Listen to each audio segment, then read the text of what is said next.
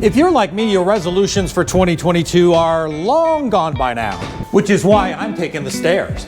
But there's another worthy resolution that we can help you keeping up with what your county government is up to. Starting last fall, county department heads came before the Board of Commissioners in a series of work sessions to give them an idea of the state of their departments. Those departments who repair our roads, keep the clean water flowing, keeping our buildings safe, and protecting us in our neighborhoods.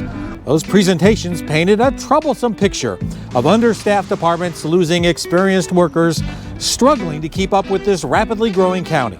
Any business owner will tell you that as the number of customers they serve expands, they must invest more into their business to serve that ever-growing customer base. The Atlanta Journal-Constitution recently did a study that shows that Cobb County government today is employing 10% fewer workers per resident than we had back in 2001.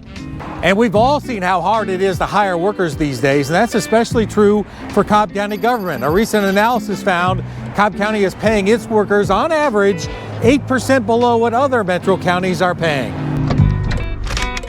We often hear, hey, my tax bill's been going up, so certainly the county is getting more of my tax money. Well, that's true, except not so much when it comes to the county's general fund.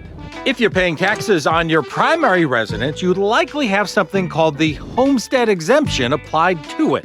And the homestead exemption essentially freezes what you pay into the county's general fund at the time you bought your house. So for me, even though Zillow tells me that my house is worth a whole lot more than I bought it for in the early 90s, the amount I pay into the county's general fund each year is frozen at that long ago level.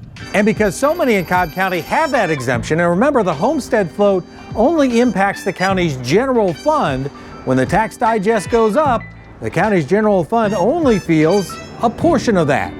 And that's part of the reason when I look at my tax bill each year, the vast majority of it, almost 3/4 of my tax bill, goes to the county school district. And as you undoubtedly know, the Board of Commissioners has nothing to do with the school district, nor does it set its millage rate. That brings us back to the question, how did we get here? Why is the medical examiner mopping his own floors? Why is Cobb DOT struggling to deal with road maintenance calls? Why cannot we open all of our summer parks facilities? And why does it take longer to get permits and reports from the county? A lot of it can be traced back to history. Cobb County is the third most populous county in the state of Georgia, yet we have long had one of the lowest millage rates in the metro area, and that has made it difficult for us to keep up on our capital expenditures, to retain existing employees, much less hire new ones. And if you watch all those work sessions, you will hear all about that. Listen, you don't have to take it from me in a 3-minute video. All the details are in those work sessions we've been talking about that started last fall. I'll be honest with you, they are long, they are detailed, they are packed with facts. They're not going to make the Netflix most recommended list. So pop yourself a big bowl of popcorn, put a big pot of coffee on, and watch as many as you can to get an idea what is happening in this county. If you really want to know what's happening in Cobb County, this is where you can go to find out.